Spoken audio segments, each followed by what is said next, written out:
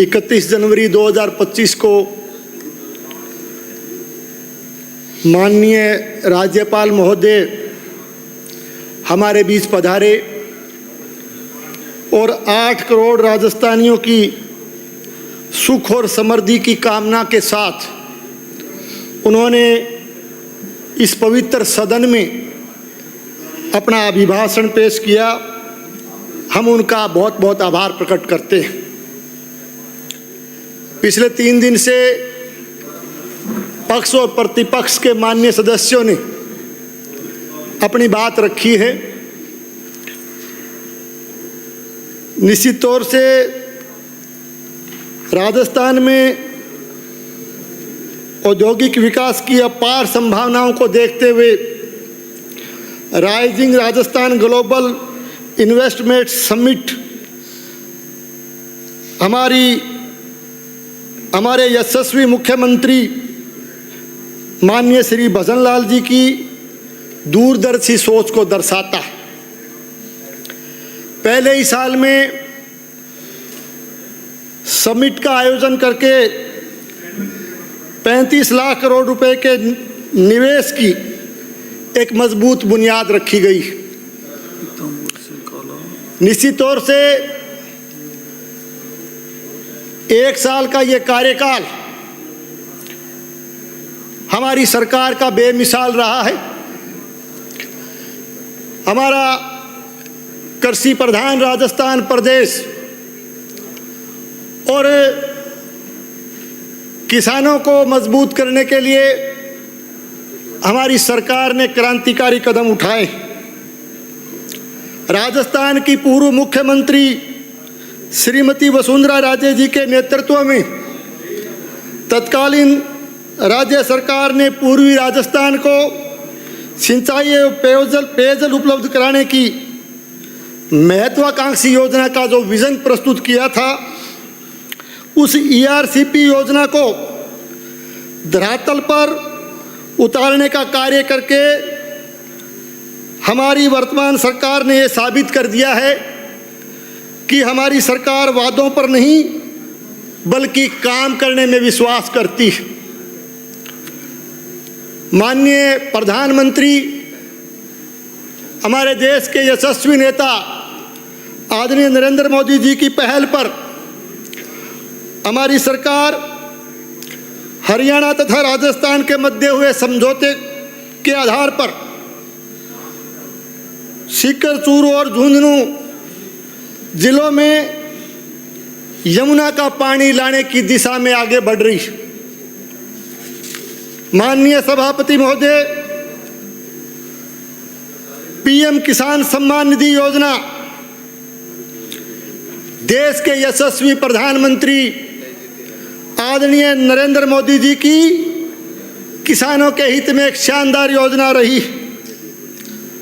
हमारी राज्य सरकार ने किसान हित में मजबूत कदम बढ़ाते हुए इस योजना के साथ मुख्यमंत्री किसान सम्मान निधि योजना को जोड़कर इस योजना को प्रारंभ करके प्रदेश के किसानों को 2000 रुपये अतिरिक्त दिए जाने का प्रावधान किया है। यह प्रदेश के किसानों के हित में एक शानदार कदम। माननीय सभापति महोदय, सहकारी गोपाल क्रेडिट कार्ड ऋण योजना के तहत गोपालक परिवारों को प्रति परिवार 1 लाख रुपए तक का ब्याज मुक्त ऋण उपलब्ध करवाया जा रहा है। माननीय सभापति महोदय, पंजीकृत गौशालाओं को देय अनुदान में भी 10% की बढ़ोतरी करके गौ माता की सेवा करने का संकल्प हमारी सरकार ने लिया। पशुपालकों को संबल देने के लिए मुख्यमंत्री मंगला पशु बीमा योजना ये किसान और पशुपालकों के हित में एक शानदार कदम रहा है। किसानों के हित की हम बात कर रहे हैं। राजस्थान की वर्तमान सरकार ने वर्ष 2024-25 के दौरान गेहूं के समर्थन मूल्य पर 125 रुपये प्रति कुंटल का बोनस देकर के किसानों को संबल प्रदान करने का काम किया। माननीय सभापति महोदय, इन सारी योजनाओं से ये साबित होता है कि राजस्थान की वर्तमान भजनलाल जी की सरकार किसान के हित में लगातार काम कर रही है। सभापति महोदय, देश के यशस्वी प्रधानमंत्री आदरणीय नरेंद्र मोदी जी ने एक सोच के साथ कि हर देश के हर घर में शुद्ध पानी नल के द्वारा पहुंचाएंगे, शुद्ध जल देने का काम करेंगे, इस तरह की एक महत्वाकांक्षी योजना देश के यशस्वी प्रधानमंत्री जी ने चालू की थी। लेकिन पिछली सरकार की जनविरोधी नीतियों के चलते लगातार इस योजना को प्रारंभ करने में भी अनावश्यक विलंब किया गया और इसके साथ साथ पिछली सरकार की जनविरोधी नीतियों के चलते मैं स्पष्ट आरोप लगाना चाहता हूं कि राजनीतिक द्वेषता की वजह से जनता के साथ भेदभाव किया गया और अनेक ढाणियों को, घरों को पेयजल से वंचित रखने का काम करके पिछली कांग्रेस की सरकार ने जनता के हितों के साथ कुठाराघात करने का काम किया। इस जल जीवन मिशन योजना में भारी अनियमितताएं हुई, भारी भ्रष्टाचार हुआ, अमानक सामग्री का इस्तेमाल हुआ और मैं निवेदन करना चाहूँगा, हमारे पीएचडी मंत्री महोदय विराजमान हैं, कि इस तरह के जो मामले विशेष करके हमारे जिले में खूब हुए, इनकी जांच करवाई जाए। और निश्चित तौर से अब मैं आभार प्रकट करना चाहूँगा देश के यशस्वी प्रधानमंत्री जी का कि जल जीवन मिशन योजना को के समय को 2028 तक बढ़ाने का उन्होंने काम किया है। मैं मंत्री महोदय से निवेदन करना चाहूँगा कि हमारे जिले से, हमारे क्षेत्र से जो वंचित रह गए, जो घर वंचित रह गए, ढाणियाँ वंचित रह गई, उनके लिए जो रिवाइज स्कीमें बनकर के आ रही है उनको आप शीघ्र अतिशीघ्र स्वीकृति प्रदान करने का काम करेंगे ताकि वंचित घरों को, वंचित ढाणियों को शुद्ध पेयजल जो है उपलब्ध करवाने की माननीय देश के प्रधानमंत्री जी की सोच को आगे बढ़ाने का काम हमारी सरकार कर सके। माननीय सभापति महोदय, कांग्रेस की गत सरकार ने युवा वर्ग और नौजवानों के हितों के साथ कुठाराघात किया। हमारे राजस्थान की परीक्षा प्रणाली का एक बहुत बड़ा नाम देश भर में होता था कि राजस्थान में साफ सुथरी परीक्षाएं होती है, आरपीएससी का बहुत बड़ा नाम पूरे देश के अंदर था। लेकिन पिछली सरकार ने निश्चित तौर से राजस्थान की प्रतियोगी परीक्षा प्रणाली को धूमिल करने का, उसको जो है दागदार करने का काम किया। पेपर लीक और नकल की घटनाओं से प्रदेश की परीक्षा प्रणाली से हमारे नौजवानों का विश्वास उठ गया।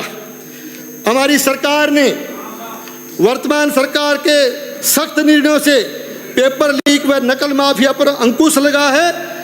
न केवल अंकुश लगा है बल्कि अनेक पेपर माफियाओं को जेल में भेजने का कार्य भी हमारी वर्तमान सरकार ने किया। माननीय सभापति महोदय, वर्तमान सरकार के समय में यह भी कहना चाहूँगा कि पेपर लीक के कारण एक भी प्रतियोगी भर्ती परीक्षा स्थगित नहीं हुई। सभापति महोदय, प्रत्येक विधानसभा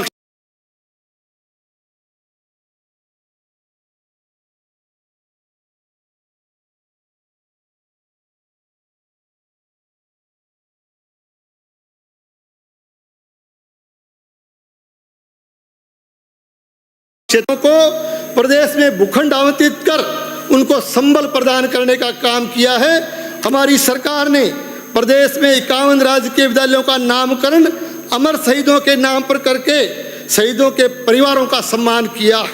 वरिष्ठ नागरिकों की धार्मिक आस्था का सम्मान करते हुए वरिष्ठ नागरिक तीर्थ यात्रा योजना संचालित की जा रही है। अब तक योजना में 40 ट्रेनों का संचालन कर 33,000 से अधिक यात्रियों को विभिन्न तीर्थ स्थलों की यात्रा करवाई गई है। माननीय सभापति महोदय, समय आप घंटी बजा रहे हैं बार बार। आपका समय 10 मिनट का अलॉटेड है और सूची लंबी है। सभापति महोदय, सूची लंबी है, सूची बहुत लंबी है।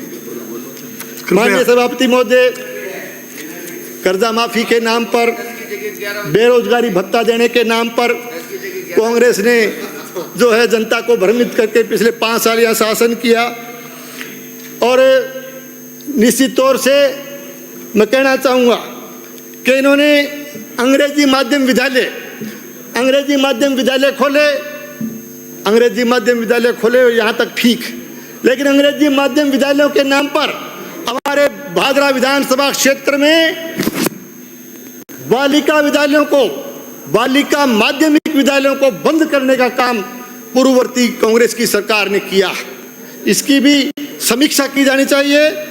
और इसके साथ साथ भादरा विधानसभा क्षेत्र में 14 बरानी गांवों को और इसके साथ साथ नौर विधानसभा क्षेत्र के गांवों को भी सिंचाई से जोड़ने का पूर्ववर्ती कांग्रेस सरकार ने जो है 100 करोड़ के बजट का प्रावधान किया, लेकिन आज तक वो 100 करोड़ के बजट का आज तक पता नहीं चला, न वित्तीय स्वीकृति हुई, न प्रशासनिक